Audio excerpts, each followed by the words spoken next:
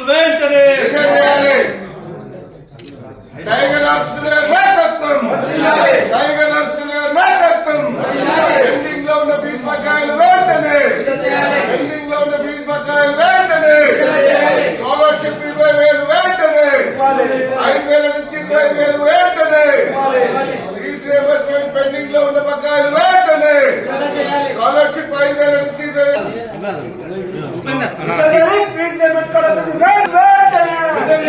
స్కాలర్షిప్లు వెంటనే స్కాలర్షిప్లు వెంటనే టైగర్ ఆర్ కృష్ణ గారి నాయకత్వం టైగర్ ఆర్ కృష్ణ గారి నాయకత్వం టైగర్ ఆర్ కృష్ణ గారి నాయకత్వం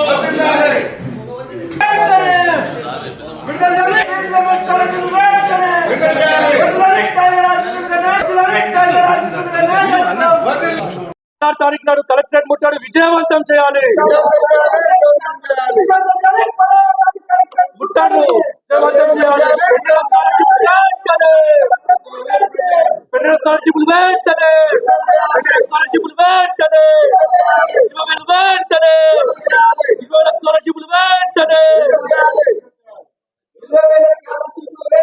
ప్రభుత్వం అధికారంలోకి వచ్చి 11 నెలలు గడుస్తుంది. ఇంతవరకు మర్యాదగానే ప్రవర్తిస్తున్నాం, సాంప్రదాయబద్ధంగానే నటిస్తున్నాం.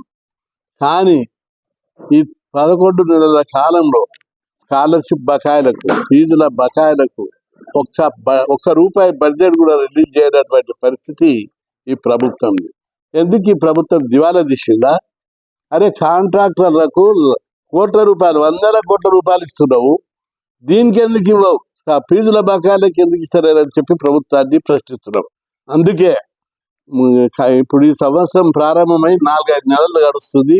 ఈ 4-5 నెలల నుంచి అనేక సార్లు వరుసగా ధర్నాలు చేస్తున్నాం. బీసీ సంక్షేమ సంఘం, బీసీ విద్యార్థి సంఘం, ఇతర విద్యార్థి సంఘాలు ఎక్కడికక్కడ గెరావ్ చేస్తున్నారు. కలెక్టర్లను గెరావ్ చేస్తున్నారు, ఎమ్మెల్యేలను, మంత్రులను, ఎమ్మెల్యేలను అందరినీ గెరావ్ చేస్తున్నారు. అయినా వీళ్ళకి ఇంకా బుద్ధి రాలేదు. పిల్లలకు నోటికి నెల ఇవ్వవలసిన స్కాలర్షిప్ 3 ఏళ్ల నుంచి ఇస్తారు. ఇదేనా ఈ ప్రభుత్వం దివాలా కోరుతానం అని చెప్పి నేను ప్రశ్నిస్తున్నా. అందుకే వెంటనే ముఖ్యమంత్రి రేవంత్ రెడ్డి గారు మేము కలిసినప్పుడు మీకు 15 రోజుల్లో ఫీజుల బకాయిలు ఇస్తాం, స్కాలర్షిప్లు వేస్తామన్నారు. ఆస్టరీ వెంచారు. మేము అందుకు ముఖ్యమంత్రిని అభినందిస్తున్నాం. కానీ ఫీజుల బకాయిలు ఇవ్వలేదు, స్కాలర్షిప్ల రేట్లు కూడా పెంచలేదు. ఫీజుల బకాయిలు ఇవ్వకపోవడం వల్ల కాలేజ్ యజమాన్యాలు పుట్టెడు కష్టాలు పడుతున్నారు. ఏదో వాళ్ళకి నేను నచ్చ చెప్తున్నా. చాలా మంది నా అనుచరుడు, అభిమానులు, నా క్లాస్మేట్స్ కాలేజీ పెట్టుకున్నారు. వాళ్ళందరూ మా మాట మీద గౌరవంతో పిల్లలను ఇబ్బంది పెడతారు. ఆ మధ్య ప్రభుత్వ వైఖరిని చూసి ఈ 11 నెలల లోపల ఫీజుల బకాయిలు ఇవ్వకపోవడంతో చాలా కాలేజీలు మూతపడే పరిస్థితి ఏర్పడ్డది. పిల్లల భవిష్యత్తు అంధకారంలోకి నెట్టివేయబడ్డది. ఆఖరుకు కాలేజీ యాజమాన్యాలు 4 రోజులు కాలేజీలు బంద్ చేశారు. నేనే జోక్యం చేసుకొని కాలేజీ యజమాన్యాల సంఘంతో మాట్లాడి మీ ఫీజులు నేను ఇప్పించే బాధ్యత నాది, నేను ఇప్పిస్తా, మీరు కాలేజీలు తెరవండి, మా పిల్లల భవిష్యత్తు దెబ్బతింటుందని నచ్చ చెప్తే అప్పుడు కాలేజీలు ఓపెన్ చేశారు. ఫైనాన్స్ మినిస్టర్ డిప్యూటీ సీఎం బట్టి చెప్పాడు, ప్రిన్సిపాల్ సెక్రటరీ చెప్పాడు. ఇంతవరకు అతి గతి లేదు, మళ్ళీ అగమ్య గోచరంగా తయారైంది. నేను అడుగుతున్నా, ఈ 11 నెలల కాలంలో రాష్ట్ర ప్రభుత్వానికి ఎంత బడ్జెట్ వచ్చింది, ఎన్ని అప్పులు తెచ్చారు, ఎంత ఖర్చు పెట్టిండ్రు? దీని మీద శ్వేతపత్రం విడుదల చేయాలని చెప్పి నేను డిమాండ్ చేస్తున్నా. కాంట్రాక్టర్లకు ఒక్కొక్కరికి 6,000 కోట్లు, 7,000 కోట్లు, 5,000 కోట్ల బడ్జెట్ ఇచ్చే ప్రభుత్వము విద్యార్థులకు ఫీజులకు 650 కోట్లు ఇవ్వడానికి బడ్జెట్ లేదా? ఇదే నా వైఖరి. ఈ వైఖరి మార్చుకోవాలని చెప్పి హెచ్చరిస్తున్నా. ప్రభుత్వం అంటే ఫైనాన్స్ మినిస్టరు అడ్డు తగులుతున్నాడని చెప్పి చాలా మంది అధికారులు చెప్తున్నారు. ఈ వైఖరి మంచిది కాదు. పిల్లల పొట్ట కొట్టొద్దు. పిల్లలు ప్రజల్లో అసంతృప్తి రేగితే, అన్యాయం సహించలేక ఎట్లా చెలరేగిపోతారో గతంలో మనం చూసాం. 1978లో ఇట్లా స్కాలర్షిప్ రాకపోతే 2,000 మందితోటి అసెంబ్లీ మీద దాడి చేసి చిత్తుగా వరగొట్టేసి. అదేవిధంగా 1979లో సెప్టెంబర్ 4 నాడు స్కాలర్షిప్లు ఉద్యోగాల విషయం లోపల 4,000 మంది రాళ్ళు పట్టుకుపోయి సచివాలయాన్ని తుక్కు వరగొట్టారు. 1982లో బీసీ గురుకులాలు ఎస్సీ గురుకులాలు పెట్టాలని చెప్పి డైరెక్టరేట్ ముట్టడించి కాళ్ళు ధ్వంసం చేశారు.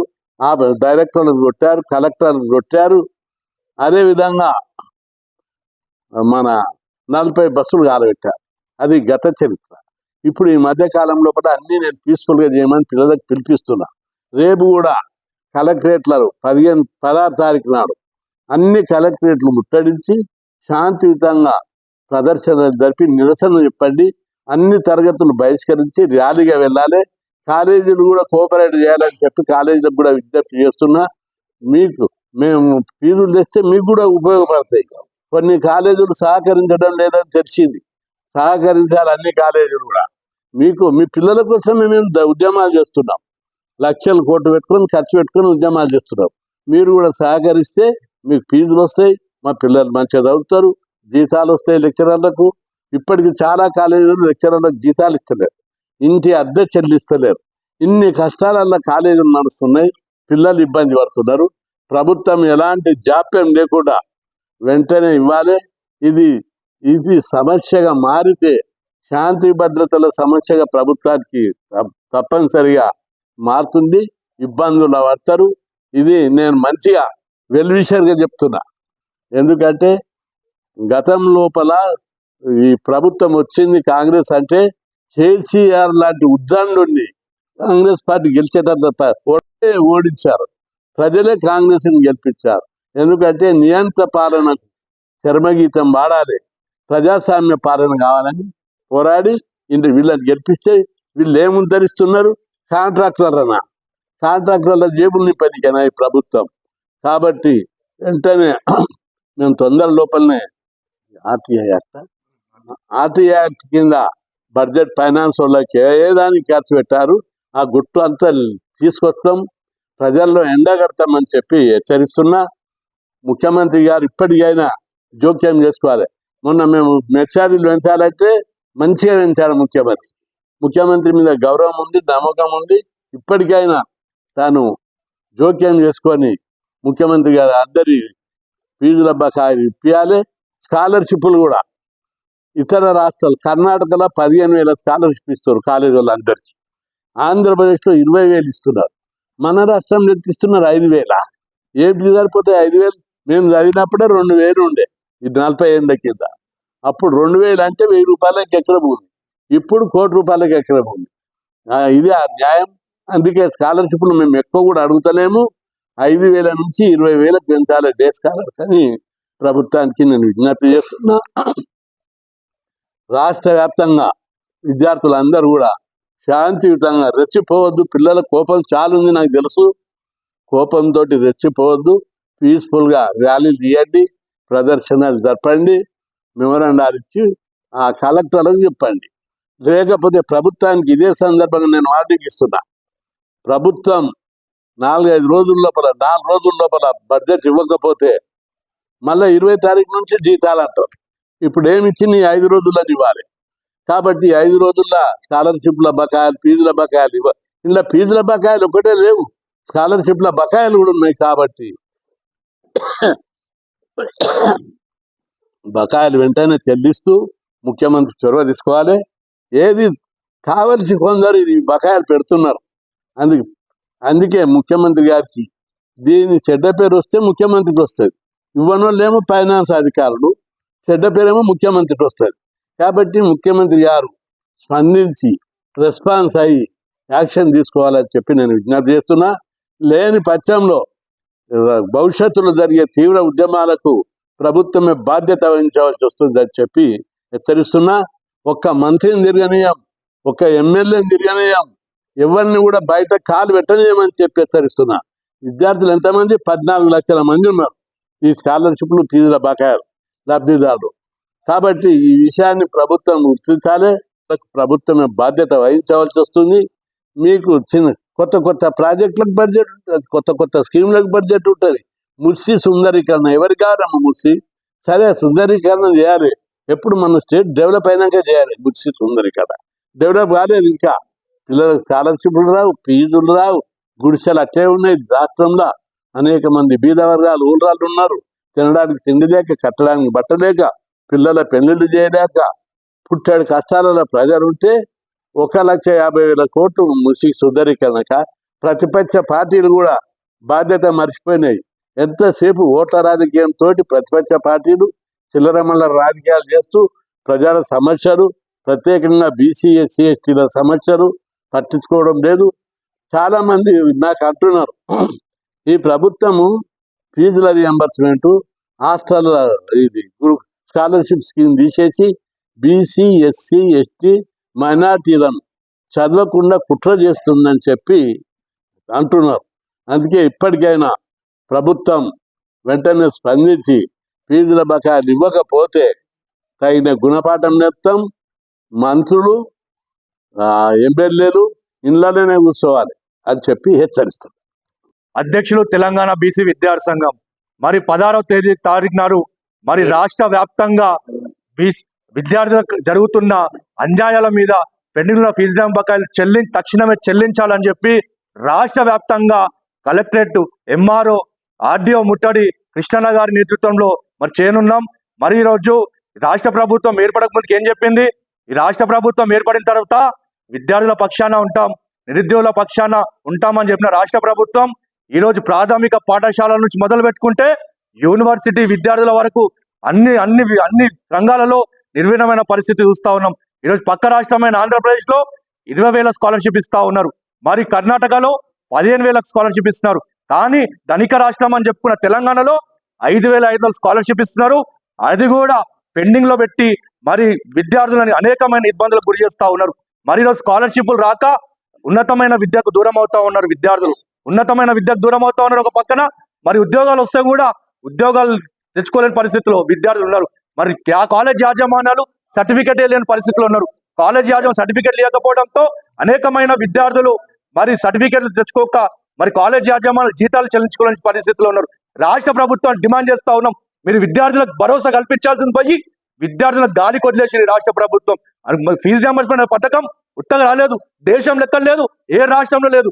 ఆర్ కృష్ణ గారు 5 రోజులు ఆమరణ దీక్ష చేస్తే ఫీజు రియంబర్స్మెంట్ అనే గొప్ప పథకం వచ్చింది. ఆ ఫీజు రియంబర్స్మెంట్ గొప్ప పథకం ద్వారా ఈరోజు రిక్షా కార్మికుడు వాళ్ళ పిల్లలు, రిక్షా తోపుడు బండి వాళ్ళ పిల్లలు, చెప్పులు కొట్టుకునే వాళ్ళ పిల్లలు ఈరోజు ఇంజనీరింగ్, మెడిసిన్ అనేకమైన ఉన్నతమైన విద్య చదువుతుంటే కళ్ళు ఓర్వక ఈ రాష్ట్ర ప్రభుత్వం విద్యార్థులను విద్యకు దూరం చేసే కుట్ర చేస్తా ఉంది. ఇప్పుడు 9 నెలలు గడిచినా కూడా ఒక లిక్కర్ కి శాఖ మంత్రి ఉంటారు కానీ ఒక విద్యకి శాఖ మంత్రి పెట్టలేదు ఈ రాష్ట్ర ప్రభుత్వం. ఈరోజు ఎమ్మెల్యే క్యాంప్ ఆఫీస్ కట్టుకుంటారు, ఎంపీలు క్యాంప్ ఆఫీస్ కట్టుకుంటారు, స్కై ఓవర్లు కట్టుకుంటారు, ఫ్లై ఓవర్లు కట్టుకుంటారు. ఎవరు తిరగడానికి అని చెప్పి రాష్ట్ర ప్రభుత్వాన్ని ప్రశ్నిస్తా ఉన్నాం. ఈరోజు విద్యార్థులు ఫీజు రియంబర్స్మెంట్ చెల్లించలేక, స్కాలర్షిప్లు కట్టుకోలేక, ఫీజులు కట్టుకోలేక, పుస్తకాలు అమ్ముకొని, ఒక పక్కన భూములు అమ్ముకొని, ఇల్లులు అమ్ముకొని, కిడ్నీలు అమ్ముకొని, రక్తాలు అమ్ముకుంటే ఈ రాష్ట్ర ప్రభుత్వం మీరేమో ఢిల్లీ టూర్లకు పోతారు, అమెరికా టూర్లకు పోతారు, అనేకమైన పర్యటన చేస్తారు. ఈ రాష్ట్ర ప్రభుత్వం సిగ్గుందా ఈ రాష్ట్ర ప్రభుత్వానికి అని చెప్పి ప్రశ్నిస్తా ఉన్నాం. ఈరోజు రాష్ట్ర కృష్ణ అంటా ఉన్నారు, ఈరోజు శాంతియుతంగా చేయాలి, ప్రజాస్వామ్యబద్ధంగా చేయాలంటారు. రక్తం మరుగుతా ఉన్న విద్యార్థులకి ఒక్కొక్కరు ఇంట్లో అప్పులు చేసుకొని ఫీజులు కడతా ఉంటే ఈ రాష్ట్ర ప్రభుత్వం మీరు సంక్షేమ హాస్టల్ చదివినా చెప్తారుగా. సగం మంది ఈరోజు ఉన్న కాంగ్రెస్ లో ఉన్న సగం మంది మేము సంక్షేమ హాస్టల్ చదువుకున్నాం, మేము గురుకుల పాఠశాల చదువుకున్నాం, ఫీజు రియంబర్స్మెంట్ తో చదువుకున్నాం, స్కాలర్షిప్ తో చదువుకున్నాం అని చెప్పి సగం మంత్రులు అంటారు కదా. మీకు ఇదే సమస్య గతంలో ఎదురైతే మీరు చదువుకునే వాళ్ళ అని చెప్పి రాష్ట్ర ప్రభుత్వాన్ని హెచ్చరిస్తా ఉన్నారు. సంతోషం. అదే విధంగా సంక్షేమ హాస్టల్కి సొంత భవనాలు కట్టాలని కూడా రాష్ట్ర ప్రభుత్వాన్ని డిమాండ్ చేస్తా ఉన్నాం. ఎందుకంటే సంక్షేమ హాస్టల్స్ లో ఒక ఐఏఎస్ తయారవుతారు, ఒక కలెక్టర్ తయారవుతారు, ఒక కలెక్టర్లు తయారవుతారు, ఉన్నతమైన స్థాయిలో తయారవుతారు. ఎక్కడ కృష్ణ లాంటి విప్లవ వీరుడు కూడా హాస్టల్ నుంచే తయారవుతారు. కాబట్టి ఎంతో మంది నాయకులు హాస్టల్ విద్యార్థులే ఉన్నారు. కాబట్టి రాష్ట్ర ప్రభుత్వాన్ని హెచ్చరిస్తా ఉన్నాం. ఎందుకంటే హాస్టల్స్ లో 30 మంది 40 మంది ఒక బర్రెల మందలాగా ఒక సంక్షేమ హాస్టల్స్ ఉంటే విద్యార్థులు ఏ విధంగా చదువుకుంటారు, వాళ్ళ మానసిక పరిస్థితి ఏ విధంగా ఉంటుందని కూడా రాష్ట్ర ప్రభుత్వాన్ని హెచ్చరిస్తా ఉన్నాం. ఒక్కొక్క విద్యార్థికి మీరు కార్పొరేట్ స్టైల్లో బిల్డింగ్లు కట్టాలి, సొంత భవనాలు కట్టాలి, ఫ్యాన్లు ఒక్కొక్కరి దగ్గర మంచాలు పెట్టాలి. మీరు కార్పొరేట్ స్టైల్లో పెట్టి మా విద్యార్థులను చదువును అందించాలని కూడా రాష్ట్ర ప్రభుత్వాన్ని తెలియజేస్తాం. 1,50,000 కోట్లు ఎవరు జాగిరి, ఎవరు నిధులు అని చెప్పి మీరు 1,50,000 మూసిస్తున్నారు. ఇక్కడ మేనిఫెస్టోలో పెట్టిరా, లేకపోతే ఎవరికైనా చెప్పిరా, లేకపోతే వినతి పత్రం ఇచ్చిరా. మీరు కమిషన్ల కోసం ఇప్పుడు సెక్రటరియట్ ఎక్కడ పోయినా కూడా కోడై కూస్తున్నారు. ఇప్పుడు లిఫ్ట్ దగ్గర పోయినా, పార్కింగ్ దగ్గర పోయినా, ఇది రాష్ట్ర ప్రభుత్వం మొత్తం మీకు ఏం పనులు ఉంటే కమిషన్లు ఇవ్వండి, 5% కమిషన్లు ఇవ్వండి, కమిషన్లు ఇస్తే ఈ ప్రభుత్వంలో ఏ పని జరుగుతుందని చెప్పి కోడాయి కూస్తా ఉన్నారు. మేము ప్రజా ప్రభుత్వం తెచ్చుకున్నాం అనుకున్నాం, కానీ కమిషన్ల ప్రభుత్వం మాకొద్దు. రాష్ట్ర ప్రభుత్వాలు హెచ్చరిస్తా ఉన్నాం, మీరు ఫీజు రియంబర్స్మెంట్ ఇచ్చుడో లేకపోతే ఈ రాష్ట్ర ప్రభుత్వం దింపుడో తేల్చుకుంటామని కూడా రాష్ట్ర ప్రభుత్వాన్ని హెచ్చరిస్తా ఉన్నాం. కృష్ణన్ అంటాడు ఈరోజు స్వామి వివేకానంద పుట్టిన దేశం, గౌతమ్ బుద్ధుడు పుట్టిన దేశం అని చెప్పి కృష్ణన్ అంటాడు. ఇదే భూమిలో ఆర్ కృష్ణ కూడా పుట్టిండు. ఆర్ కృష్ణ కూడా అసెంబ్లీ మీద దాడి చేసి అనేకమైన పోరాటాల కోసం, విద్యార్థుల సమస్యల కోసం, ఫీజు రియంబర్స్మెంట్ కోసం, స్కాలర్షిప్ల కోసం విప్లవం సృష్టించింది రాష్ట్రంలో. బీసీ విద్యార్థి సంఘం అని చెప్పుకునే గజగజలాడే టైంలో బీసీ విద్యార్థి సంఘాన్ని ఉస్మాన్ యూనివర్సిటీలో బీసీ విద్యార్థి సంఘం స్థాపించి దానికి ఒక చరిత్ర సృష్టించి అసెంబ్లీలో దాడి చేసి ముఖ్యమంత్రులు తీసుకొచ్చి అనేకమైన పోరాటాల ద్వారా ఉత్తగా రాలేవు 2000 పైన జీవోలు, ఎన్నో అనేకమైన పోరాటాలు, 50 సంవత్సరాల పైన ఉద్యమ చరిత్ర, ఉద్యమ నేపథ్యం ఉత్తగా రాలేదు. కృష్ణనగర్ అంటా ఉన్నారు శాంతియుతంగా చేయాలి, ప్రజాస్వామ్యబద్ధంగా చేయాలంటున్నారు. కానీ బిడ్డ ఏదో ఒక రోజు చెప్తా ఉన్నాము, ఇప్పుడు ఏదో ఒక రోజు కాదు, ఈ 10వ తారీఖున చెప్తా ఉన్నాం. మీరు ఏం చేసుకుంటారో చేసుకొని మీ మంత్రులను అడ్డుకొని తీర్థం బిడ్డ మీరు ఏం చేస్తారో చేసుకోవాలని కూడా అల్టిమేటం జారీ చేస్తున్నాం. మాకు ఫీజు రియంబర్స్మెంట్ ఇవ్వకుండా, స్కాలర్షిప్ లేకుండా మీరు ఏం చేయడానికి రాష్ట్ర ప్రభుత్వం విద్యార్థులు అంచివేయడానికి విద్యార్థుల పక్షాన మీరు ఏదైనా మీరు చేయాల్సిన రాష్ట్ర ప్రభుత్వాన్ని హెచ్చరిస్తా ఉన్నాం. ఒక పక్క నిరుద్యోగులను మీరు చేస్తా ఉంటారు, ఉద్యోగుల పక్షాన మీరు అన్యాయం జరుగుతూ ఉన్నారు, రైతుల పక్షాన అన్యాయం జరుగుతూ ఉంది, విద్యార్థుల పక్షాన అన్యాయం జరుగుతూ ఉంది, సకల జనుల పక్షాన మీరు అన్యాయం చేసుకుంటూ కేవలం ఏసీ రూమ్లలో నీలోఫర్ కేఫ్ దాక్కుంటా 6వ ఫ్లోర్ లో మీరు ఎంజాయ్ చేయడానికి మీరు ఉన్నది. రాష్ట్ర ప్రభుత్వం ఎన్నుకున్నది, రాష్ట్ర ప్రభుత్వం అల్టిమేటం జారీ చేస్తా ఉన్నాం. మీరు తక్షణమే ఫీజు రియంబర్స్మెంట్ స్కాలర్షిప్లు చెల్లించకపోతే రాష్ట్రంలో మొత్తం నెల రోజుల నుంచి 144 సెక్షన్ విధించరు. బిడ్డ చెప్తున్నాం, మేము మీకు 144 సెక్షన్ విధించే రోజు వస్తుంది. మీరు ఇంట్లోకి వెళ్ళి బయటికి రావాలంటే ఉచ్చ పోసుకునే రోజు కూడా వస్తుందని చెప్పి రాష్ట్ర ప్రభుత్వం అల్టిమేటం జారీ చేస్తా ఉన్నాం. ఆఫీసులో ఎంఆర్ఓ ఆఫీసులో ముట్టడించడం జరిగింది, దానికి పిలుపునియడం జరిగింది. ఎందుకంటే గతంలో ఇప్పటికి 4 సంవత్సరాలు గడుస్తున్న విద్యార్థులకు ఫీజు రియంబర్స్మెంట్ రాకపోవడం, స్కాలర్షిప్లు రాకపోవడం అనేది చాలా దౌర్భాగ్యమైనటువంటి పరిస్థితి.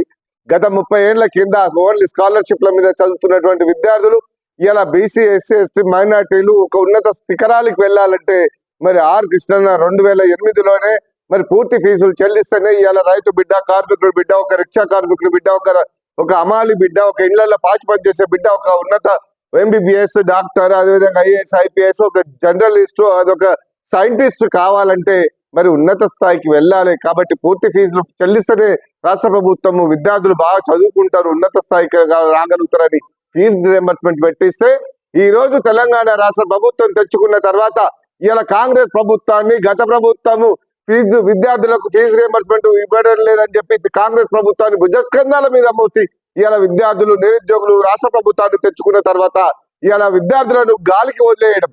అరే ఇవాళ 4 సంవత్సరాల నుంచి ఇలా స్కాలర్షిప్లు ఫీజు రియంబర్స్మెంట్ రాకపోతే కాలేజీ యాజమాన్యం ఫీజులు కట్టలేకుండా, జీతాలు ఇవ్వలేకుండా, రెంట్లు కట్టలేకుండా 10 రూపాయలకు వడ్డీకి తీసుకొచ్చి ఇలా ఆత్మహత్యలకు చేసుకునే పరిస్థితి కాలేజీ యజమానులకు ఒక భాగం అయితే, విద్యార్థులు చదువుకు దూరమై ఫీజులు కట్టలేక తల్లిదండ్రులు పుస్తకాలు, అదేవిధంగా చెలక బుక్కుల పక్క అప్పు చేసి ఇలా అధిక వడ్డీకి ఇలా ఫీజులు కూడా కట్టలేనటువంటి దుస్థితిలో రైతు బిడ్డలు ఉంటే ఇలా ఎవరికి రాష్ట్ర ప్రభుత్వము వెన్నంటూ ఉంది అని చెప్పి రాష్ట్ర ప్రభుత్వాన్ని అడుగుతున్నా. ఇప్పటికి ఉద్యోగాలు అన్నారు, ఉద్యోగాలకు ఎక్కడేస్తే అక్కడ గొంగడ వేశారు, ఏదో కాలయాన్ని మాత్రం పేపర్లో ప్రకటిస్తున్నారు. అరే విద్యార్థులకే చదువుకోవడానికే చదువు దూరం చేసే పరిస్థితి ఇలా రౌడీలుగా, గుండాలుగా, నక్సలైట్లుగా తయారయ్యే ప్రమాదం ఉంది. రాష్ట్ర ప్రభుత్వానికి అర్థం కావడం లేదు. ఇలా చేసిన అక్కసు గంజాయికి అలవాటు అవుతున్నారంటే దానికి కారణం చదువుకోవడానికి ఫీజులు కట్టలేనటువంటి దుస్థితి, చదువుకు దూరం చేస్తున్నట్టు. కాబట్టి ఈ రాష్ట్ర ప్రభుత్వం అందుకే విద్యార్థులు పక్కతో పట్టే ప్రమాదం ఉంది. కాబట్టి రేపు ఈ విద్యార్థులకు ఫీజు రియంబర్స్మెంట్, స్కాలర్షిప్లు ఈ 4 రోజుల్లో గడువులో డెడ్ లైన్ ఇస్తున్నాం. తక్షణమే విడుదల చేయకపోతే కనుక ఎక్కడికక్కడ ముఖ్యమంత్రి గారిని, అదేవిధంగా మంత్రులను ఎక్కడికక్కడ ఇళ్లను దిగ్బంధం చేసి ఇలా బయట రాష్ట్ర ప్రజలకు 144 సెక్షన్ విధించారు మీరు, కానీ మంత్రులకు, సీఎం గారికి కూడా ఎక్కడికక్కడ ఇళ్లు దిగ్బంధం చేసి ఇంట్లో నుంచి బయటికి రానియకుండా అడ్డుపడడానికి సిద్ధంగా ఉన్నామని చెప్పి ఈ రాష్ట్ర ప్రభుత్వాన్ని డిమాండ్ చేస్తున్నాం. అందుకే 4 రోజుల లోపల పూర్తి ఫీజు రియంబర్స్మెంట్, స్కాలర్షిప్ విడుదల చేయాలని చెప్పి హెచ్చరిస్తున్నాం.